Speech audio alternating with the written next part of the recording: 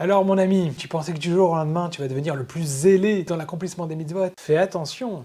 Parfois, on a l'impression qu'on va devenir le plus scrupuleux dans l'accomplissement des mitzvot, qu'on va faire super attention à faire le mieux possible, et on se rend compte qu'on fait une grave erreur. Attention, on peut arriver à une grave erreur. C'est ce que nous allons voir justement aujourd'hui dans notre étude. Parfois, on va être super scrupuleux dans l'accomplissement des mitzvot, on va faire plus que ce qu'on nous a demandé, et on est en train de transgresser un interdit.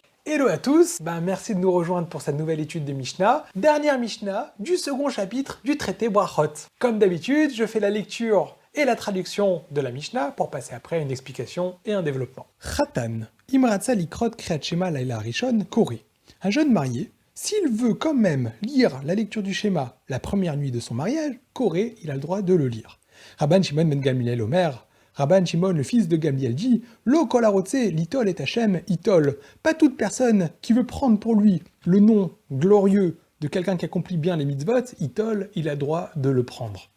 Alors notre Mishnah fait suite à tous les enseignements qu'on a dit dans les dernières Mishnayot sur Rabban Gamliel, toutes ces habitudes que Rabban Gamliel avait de faire différemment que tout le monde, et plus précisément de lire le schéma la première nuit de son mariage, alors qu'on nous avait dit qu'un jeune marié est exempt de la lecture du schéma. Nous allons avoir dans notre Mishnah un débat entre Tanakama, le premier avis de la Mishnah, et Rabban Shimon ben Gamliel, Rabban Shimon le fils de Gamliel, donc précisément Rabban Shimon ben Gamliel, le fils de Rabban Gamliel en question. Le sujet est traité dans cette Mishnah. Est-ce que n'importe quelle personne qui voudrait faire plus que ce qu'on lui a demandé de faire, c'est-à-dire quelqu'un qui voudrait être zélé, être un peu plus pieux que ce qu'on lui a demandé de faire, est-ce qu'il est autorisé à le faire? On a parlé du Khatan, le jeune marié, le premier soir de son mariage. On nous a expliqué qu'il était exempt de la lecture du schéma le premier soir de son mariage, comme nous l'avons dit dans la 5e Mishnah du chapitre, Aosek be mitzvah, pato mina mitzvah, quelqu'un qui est déjà occupé à accomplir une mitzvah, il peut parfois être exempt d'accomplir une autre mitzvah. Tanakama nous dit, une personne qui est exempt, qui voudrait quand même accomplir cette mitzvah qu'il est exempt,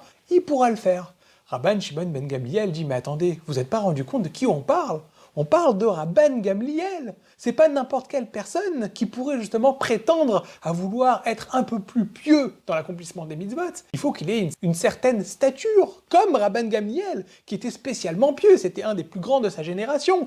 Lui, il peut se permettre justement de faire les mitzvot un peu plus pieux et plus scrupuleux que d'autres personnes.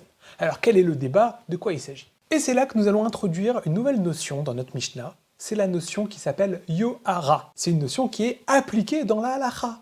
Il y a certains sujets qu'on n'aura pas le droit de faire trop de zèle à titre de Yohara. C'est ce que Rabban Shimon ben Gamliel va mettre en avant.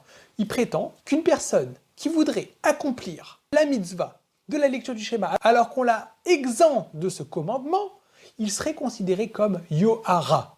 Qu'est-ce que c'est que cette notion? C'est ce que nous allons voir. Mais avant de passer à l'avis de Rabban Shimon ben Gamliel, essayons de comprendre le premier avis, l'avis de Tanakama. Alors c'est très étonnant, parce que Rabban Shimon ben Gamliel avait décidé de lire le schéma alors qu'il était exempt. Comment il peut se permettre de faire une chose pareille? Alors que comme nous avons posé la question à plusieurs reprises, c'était enseigné dans le chapitre précédent, que quelqu'un qui est patour d'une mitzvah, qui est exempt d'accomplir une mitzvah, et qui le fait quand même, les sages le considèrent comme idiote, comme une personne faible d'esprit. Quelqu'un qui est exempt et qui veut quand même faire cette mitzvah, il est idiote. Alors pourquoi Rabban Gamliel a quand même voulu accomplir la lecture du schéma? Qu'est-ce qu'il y a de particulier dans le schéma?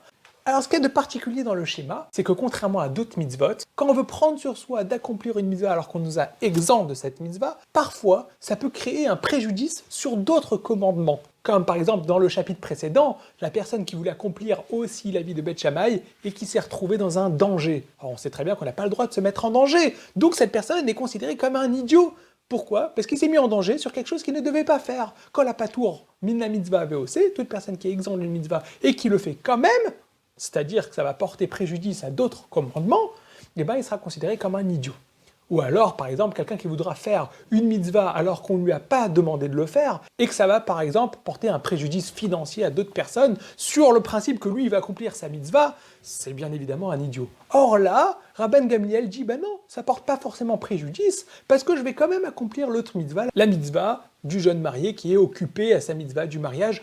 Et ben s'il arrive à faire les deux, ça va pas forcément porter préjudice, peut-être que dans ce cas-là, ça se rappelle pas, il sera pas considéré comme un idiot.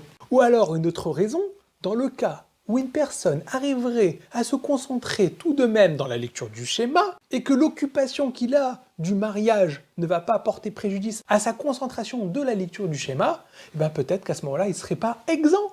Ça, c'est l'avis de Rabban Gamliel. Pourquoi il s'est permis quand même, malgré tout, de lire le schéma? Ça, c'est l'avis de Tanakama. Tanakama va dire, puisque Rabban Gamliel s'est permis, toute personne peut le faire. Donc le soir du mariage, une personne qui voudrait lire le schéma alors qu'il est exempt, il pourrait.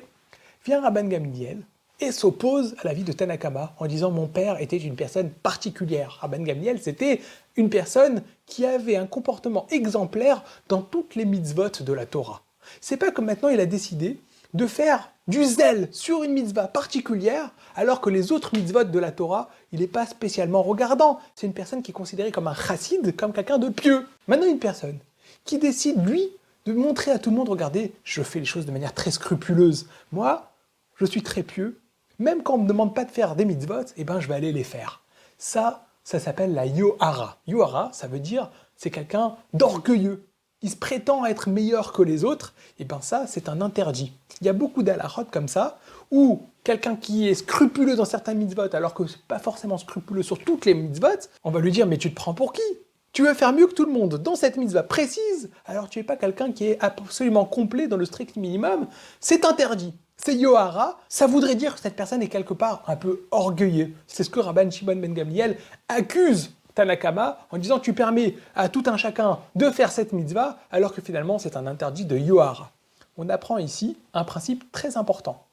Avant d'essayer d'être trop scrupuleux sur des mitzvot, on parle bien sûr de quelqu'un qui veut faire plus que ce qu'on lui a demandé. D'accord, le strict minimum, il n'y aura pas ce problème de yohara. Mais quelqu'un qui voudrait être un peu plus scrupuleux que ce qu'on lui a demandé, attention, on touche à l'orgueil qui est un caractère prohibé dans la Torah. L'orgueil, c'est quelque chose qui est très répréhensible dans la Torah.